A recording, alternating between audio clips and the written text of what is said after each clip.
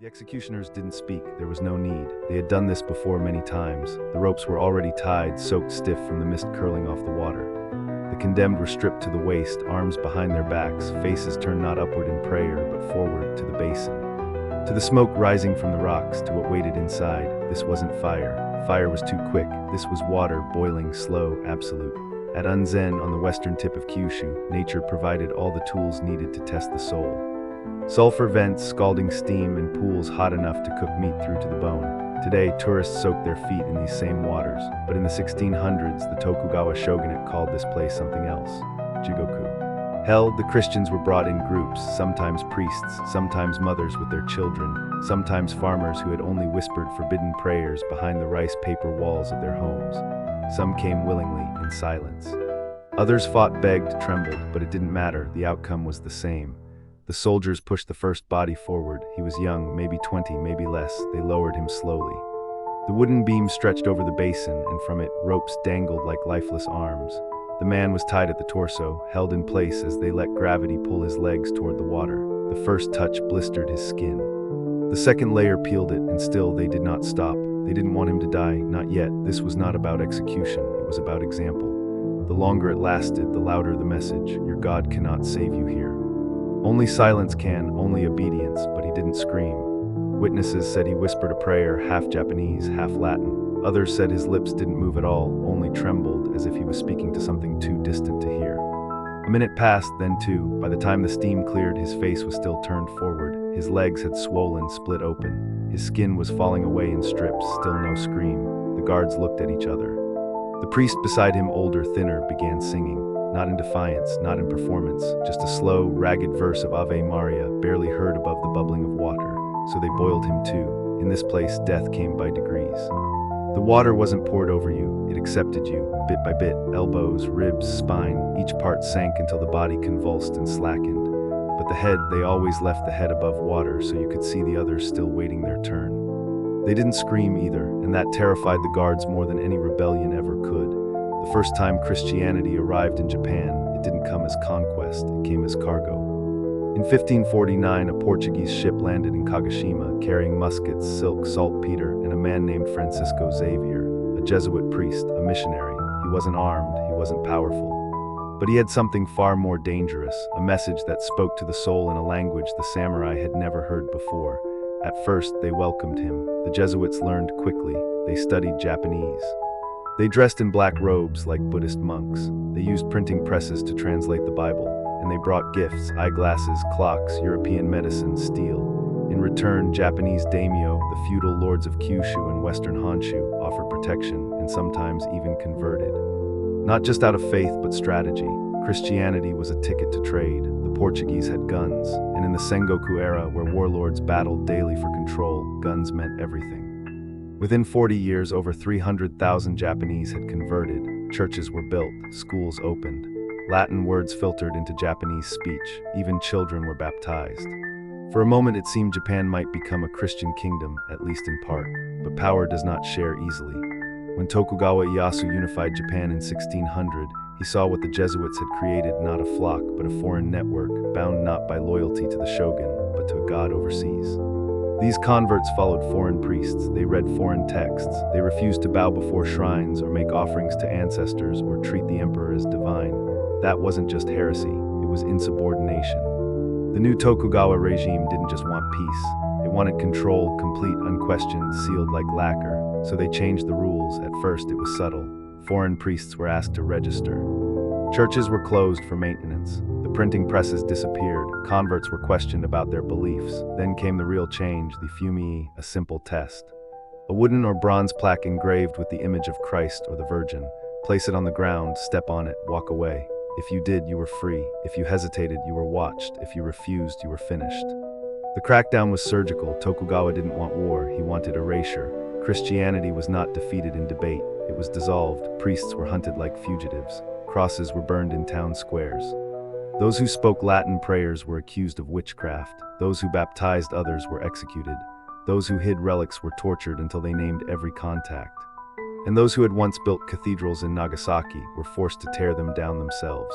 By 1639, foreign missionaries were banned outright. Japanese citizens were forbidden to leave the country. Japan closed the door, but not because they feared God. They feared something far older, change. In Tokugawa Japan, there was no such thing as private belief. Your thoughts belonged to your family, your body to your village. And your loyalty, your ultimate, unquestioning loyalty, belonged to one man, the shogun, not the emperor who remained as a ceremonial shadow, not your lord, not your priest, not even your ancestors. In the new regime, loyalty was everything, and it flowed in one direction, from the lowest peasant to the top of the pyramid, without deviation. So when Christianity told peasants that there was a higher authority, an invisible lord, a foreign god, a kingdom not of this world, it was not treated as religion. It was treated as betrayal. Tokugawa Ieyasu saw it clearly. This was a hierarchy that didn't end at the shogun. It ended somewhere else, somewhere outside. And for a man who had spent decades crushing rival clans, weaving order out of war, and turning Japan into a nation sealed from within, that was intolerable. The problem wasn't the cross, it was what the cross replaced. To bow to Christ was to refuse to bow to Kamidana, the household altar. To receive baptism was to deny the emperor's divinity. To teach your children the Latin word Deus was to put something eternal above the man who ruled your land. And so the government made it plain. You could not serve two masters. You had to choose. The choice wasn't philosophical. It was administrative. Every household was required to register with a Buddhist temple, even if they were Buddhist. This was called the Danka system, and it turned religious institutions into state surveillance networks. The monks weren't there to guide your soul. They were there to watch it, to record it, to report it if it wandered. Every year your family signed papers confirming you were not Christian, not no longer Christian, but never. If someone accused you of lying, you were brought forward and tested. Step on the fuming, step hard, don't just touch it, grind your heel into it, hesitate and they'll hesitate to spare you. If you passed, you went home. If you failed, you were detained. If you confessed, you were executed. If you resisted, your family was punished with you. Entire villages were razed not for hiding priests, but for refusing to betray them. Entire bloodlines were erased not for rebelling, but for believing differently. Because in Tokugawa Japan, faith was not a private matter, it was political allegiance. And any god that wasn't born on Japanese soil was a foreign soul. In disguise, they called it a test. But everyone knew what it was. You stood barefoot in a room that smelled of damp wood, incense, and sweat before you. A plank, often bronze or carved wood, laid gently on the floor. It wasn't stained with blood. It wasn't surrounded by fire or chains. It simply waited a quiet, impossible demand. On that plank was the face of Jesus. Sometimes it was the Virgin Mary holding the child, sometimes a crucifixion, sometimes just a simple cross worn smooth from hundreds of feet. This was the fumii, the stepping image. And it was how the shogunate found out if your soul still belonged to someone else. You were told what to do, not screamed at, not struck, just told. Step on it, it's just an image. Step and you may go home. Step and you are free. And many stepped, they stepped quickly, without a word, some with their eyes closed, some with heads bowed. They said nothing, because saying anything might suggest hesitation, and hesitation was dangerous. Others stepped slowly, crying, whispering a prayer under their breath. Some begged forgiveness even as they did it, from a God they still believed in, even as they pressed their heel into his face. Then they were led away, back to their homes, back to their children, back to the safety that now cost them something they could never explain. Some of them would never speak of it again. Some would break apart slowly in the years that followed. Not from punishment, but from having lived, but not everyone stepped. Some couldn't, not because they were stronger, but because they had already decided there would be no second betrayal. They had already watched their priest dragged into the forest, already seen a mother scream as soldiers tore the beads from her neck, already hidden their cross in a grain sack and burned it and buried the ashes. And still they believed, so they stood, one foot behind the other, shaking but unmoving. Some wept, others locked their jaw and looked away. A few dropped to their knees, not in submission but in prayer, and the guards waited. Then came the rope, then the blindfold. Then the journey down the mountain to a place that didn't require stepping, only screaming. They were not offered the chance again, because refusal was dangerous, not because it inspired others to rise, but because it reminded them that they hadn't. When someone refused to step, the entire village grew silent, not out of honor, but out of guilt, because everyone had stepped and everyone remembered how easily it happened. You didn't have to believe, you just had to survive. But every survivor carried the sound of a foot hitting wood, and for some, that sound never stopped echoing. There were no flames, no gallows, no blades, just mist, thick, sulfur-heavy mist that rose from the ground like a warning from the earth itself. The hills of Unzen didn't scream, they hissed, low, constant, and alive, as if the mountain was breathing through clenched teeth. To the Tokugawa, it was the perfect place to make a point. They didn't call it an execution site. They called it Jigoku, hell. Located near the port city of Nagasaki, the very place Christianity had once flourished, Unzen's boiling springs became a stage for religious eradication. Not with spectacle, with silence. Not with war, with heat. The method was simple: a wooden beam, a length of rope, and a pool that never cooled. They would tie the condemned by the torso, arms behind the back, and suspend them horizontally above the spring. Not high, just enough for the legs to dangle, to sway slightly in the steam. The first contact was brief. Ankles lowered into the water, a second, then pulled back, then again, a little deeper, shin, knee, thigh. It wasn't just the temperature, though the water could reach over 100 degrees C. It was the process, slow, measured, controlled. The goal was not death, it was collapse. Some were lowered gradually, inch by inch, over the course of an hour. The flesh swelled, split, peeled. The skin turned gray, then yellow, then red again as new blood surfaced to replace the old. The body shook, but they did not scream, because screaming wasn't allowed. It meant weakness, it meant doubt. It meant you didn't trust God would carry you through, so they prayed. Witnesses spoke of priests whispering psalms even as the steam burned their lungs, of young girls humming the rosary through clenched teeth, of mothers mouthing the name of Jesus while the water climbed toward their chest. No one was spared, not the old, not the sick, not the pregnant, and if they ever screamed, that was taken as permission to go further. Some were submerged entirely, then pulled back up to gasp in the sulfur air.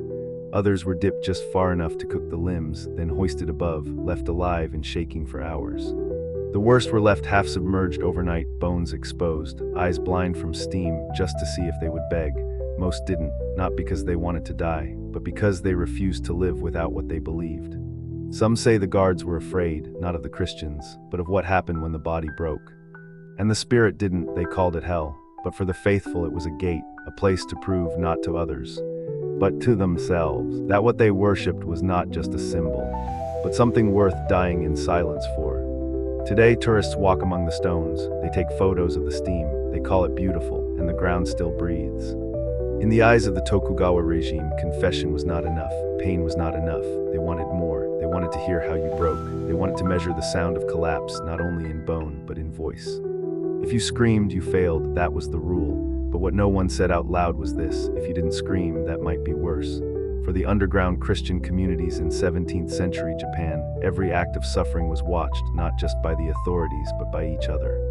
The faithful didn't only fear death, they feared the moment before it, the moment when pain became unbearable and the mouth opened by instinct, not to deny Christ, not to betray, but just to release the heat building up inside a body that wasn't built to endure boiling water or shattered limbs. In that single moment, one cry, one scream, one plea, everything could change, because if someone heard you break, they might break too. Silence became sacred, not because it was brave, but because it was contagious in a different way. When someone endured torture without making a sound, it strengthened the others. It proved that resistance was possible. It proved that a soul could remain intact even as the body burned. That's why the regime feared silence. They feared the prisoners who died quietly. They feared those who walked to their deaths without a word. They feared the ones who didn't beg, who didn't curse, who didn't resist in the ways the state could label, because silence was uncontainable. You couldn't outlaw it, you couldn't interrogate it, and you couldn't kill it, not without making it louder. But within the Christian community itself, silence became something else, a weapon, a line. A standard of holiness so high that few could reach it. Those who screamed, even once, even by accident, were often left behind, not by the regime, but by their own people. Some were never spoken to again. Others were quietly moved to the edge of the group, no longer asked to lead prayers, no longer trusted with children. The logic was simple and cruel: if you scream, you might confess. If you confess, others might die. There are records of women who gave birth in hiding during persecution, biting their hands until they bled to stay silent during labor. Of children taught not to cry under any circumstances. Of boys who practiced walking barefoot across hot coals, not for ritual, but to prepare for what might come. It was not courage, it was conditioning, and it worked. Over the decades, generations of Kakyur Kurishatan, hidden Christians, learned to train their pain inward. They carved wooden crosses with no figures, prayed with made-up syllables to confuse spies, and wore nothing that could be seen. But deeper than any disguise was the commandment passed down in whispers: whatever happens, do not scream. Because a scream could mean the death of 10 others. Because a scream could be the last thing your child heard before being taken. Because a scream would echo and echo and echo long after your body was gone. There was no exemption, no age too young, no womb too sacred, no robe too holy. The Tokugawa crackdown on Christianity didn't draw lines between the strong and the weak, the guilty and the innocent, the adult and the child. Once the regime declared the foreign religion a threat to national order, everyone who bore its mark became fair game. And in a world where faith had once unified communities, now it was the very thing that tore families apart. Priests were hunted first. The Jesuits who had brought the gospel to Japanese shores were seen as the root. Some had already fled, others stayed behind, disguised as farmers or servants. They heard confession in cellars, baptized infants in rivers at midnight, buried relics under floorboards. But when caught, they weren't executed quietly. They were made into messages. Father Cristavo Ferreira, a Portuguese Jesuit, was bound to a rack and slowly broken over hours, not for preaching, but for refusing to renounce. When he finally did, his name was spat on by the hidden faithful, who called him the priest who stepped. Others were not given the option. Some were hung upside down in the pit, the infamous Onitsurushi, with a slit behind their ear to allow slow bleeding, prolonging consciousness. A few were burned alive, not on pyres, but in slow, controlled fires that licked skin rather than engulfed it. But it wasn't only the clergy. Women, too, were targeted, especially women. In many villages, mothers were the spiritual keepers of the home. After the foreign priests were expelled, it was often the wives, daughters, and widows who preserved the rituals, passing down prayers, guarding icons, teaching children the sign of the cross behind closed doors. That made them dangerous. When found, pregnant women were not spared. In some cases, soldiers waited until the child was born, not out of compassion, but cruelty. Infants born to Christian mothers were sometimes taken immediately and executed before their eyes, under the belief that their souls were not yet claimed by baptism and could be erased. The message was brutal and clear.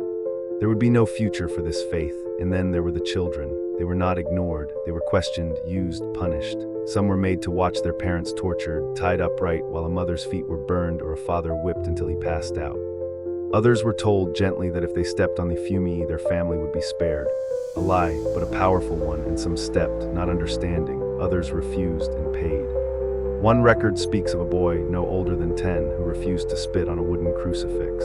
They placed him in a wooden cage, exposed to the cold for 2 nights. On the 3rd day, he sang a hymn, then died. The village remembered the song. His name was never recorded. The fire didn't discriminate. It didn't ask who led mass or who just listened. It didn't care who hid the rosary and who merely held it once. It didn't need to know. Because by then, simply knowing was enough, and so it came for all of them. The priests, the pregnant, the children with wet lashes and dry throats. Some were buried in mass pits, their arms still bound. Others were thrown into the sea. But many weren't buried at all. They simply vanished, not forgotten. Just unspoken, because remembering meant hurting, and hurting meant risking, and risking meant dying, so the silence deepened, and beneath it, whole families were erased. By the mid-1600s, the Tokugawa shogunate believed the job was finished. The foreign priests had been hunted down or had fled. Churches were gone, dismantled, torched, or buried under new construction. Public confession of Christian faith was all but impossible. The fumii had done its work, and what hadn't been renounced had been boiled away. To the regime, Christianity was a foreign weed, and they were sure they had uprooted it. But they didn't understand the nature of roots. Christianity didn't die. It went underground, not with weapons, not with rebellion, but with whispers. It fractured, it bent, it changed its name and its language, but it survived. The Kakure Kurishitan, hidden Christians, emerged not as rebels, but as shadows. They practiced in corners of kitchens, under floorboards, in small rural villages where the eyes of the regime could not see everything. They buried their crosses. They disguised their prayers, and they passed their faith on not in books, but in memory. Prayers were no longer said in Latin. They were passed on phonetically, mumbled syllables remembered from long-dead missionaries, warped through decades of repetition. Names like Diusu from Deus, Maruya from Maria, and San Juan echoed quietly in songs that sounded to outsiders like folk chants. Icons changed shape. The Virgin Mary was merged with canon, the Buddhist bodhisattva of compassion. The baby Jesus was wrapped in swaddling cloth and mistaken, deliberately, for Jizo, the guardian of children. Even statues were crafted with dual meaning. One face for the eyes of the government, another for the heart of the faithful. Children were taught slowly, carefully. A child did not become Christian the moment they were born. They became Christian the moment they could understand secrecy. Many weren't even told until they were old enough to guard it with their lives. There were no sacraments in the formal sense. Baptism was carried out by grandmothers in tea bowls. Mass was replaced with whispered gatherings. The Eucharist was symbolic, often represented with rice or sake, but none of it was performance. It was preservation, an act of quiet defiance in a country where to believe publicly was to die. These communities survived for more than 200 years in silence. When the ban on Christianity was finally lifted in the late 19th century, missionaries returned to Japan and were astonished to find families who had never seen a Bible, never heard Latin spoken properly, never met a priest, and yet still knew the name of Mary. Still crossed themselves, still remembered the pain of boiling water and the silence that had protected them from it. They didn't ask for validation, they didn't demand recognition, they had never expected rescue. They had learned that faith doesn't need light, it only needs breath and time. What the Tokugawa never understood was that the most dangerous kind of belief is not the one shouted in the streets, but the one that learns to survive in whispers. By the time modern Japan emerged from the ashes of feudal isolation, the memory of Unzen had grown quiet. Tourists came to the hot springs, they soaked in the mineral waters, they took photos of the steam curling from cracks in the rocks. Tour guides spoke of geothermal activity, of volcanic beauty, of ancient folklore. The brochures called it healing. The past was repackaged, sanitized, sterilized, and sold in pamphlets. No one mentioned what had boiled there before. For over 2 centuries, the story of what happened at Unzen Jigoku was buried, not just beneath the sulfur and ash, but beneath bureaucracy, nationalism, and cultural amnesia. Textbooks skipped the details. Official histories reduced it to footnotes: religious unrest, anti-Christian measures, suppression of foreign influence. Clean words, painless ones, but the ground did not forget. In the late 20th century, during a routine land development survey near one of the old execution grounds in the Unzen region, a construction crew unearthed something unexpected. Bones. They weren't buried with ceremony. They weren't laid straight, some were bent unnaturally. Many had fractures that showed signs of trauma, deliberate, concentrated, repeated. Arm bones snapped clean, rib cages compressed. Skulls with thin, precise holes, the kind left behind by iron clamps. There were children's bones among them. Archaeologists arrived, they examined, measured, whispered, and then they wrote careful academic language in reports, likely victims of 17th century persecution, consistent with historical accounts of Christian martyrdom, suggests systematic disposal of remains. But the land said it more clearly than the paper ever could. These were people. They had been boiled, then discarded, forgotten, not even given the dignity of graves. For a while there was talk of a memorial, a stone, a plaque, but it never came. The political climate was uncomfortable. Christianity remained a minority faith in Japan. The past was complex, and so the bones were documented, cataloged, and placed into storage. The site was paved. Today you can walk through Unzen, past the souvenir stands and quiet ryokans, and never know what happened there. No one will tell you, but the steam still rises, the rocks are still hot. And if you listen, not with your ears, but with the space between breath and memory, you might feel it, the silence that isn't peaceful, the quiet that isn't rest, the history that never ended, only sank. Because no matter how carefully you bury a scream, bones remember. By the end of it all, there were no more fires, no more boiling pools used for execution, no more ropes soaked in the sweat of priests and peasants, no more screams. Only silence, but silence is never empty. For centuries, Japan lived with the echo of what it had done, not as guilt, not as atonement, but as a kind of deep national forgetting. The persecution of Christians was not denied. It was simply not spoken of, a quiet hole in the fabric of collective memory, too foreign, too political, too uncomfortable, too close to truths no one wanted to trace back to their doorstep. But for the descendants of those who endured, for the Kakyur Kurishatan, for the families who still whispered old prayers under modern roofs, for those who carried Latin syllables in their mouths without ever knowing what they meant. Faith did not vanish. It folded inward, it lowered its voice. It waited. Not all survived, not all believed, not all forgave. But the ones who did, the ones who refused to step, to scream, to kneel before anything but what they chose, they left behind more than bones. They left behind a blueprint for survival, a way to endure even when the world forgets you existed, even when they burn your books, even when they boil your body, because in the end, faith doesn't need to be loud. It doesn't need cathedrals or crowns, it doesn't need approval, it just needs to hold. But terror is quiet too, the kind of terror that teaches people to stop talking, to stop trusting, to look away when the water starts boiling, to smile when the soldier comes to your door, to raise your child to forget what you once believed. And so the question remains, when silence is the language of both the faithful and the fearful, how do you know which side you're on? Maybe you don't, maybe no one does.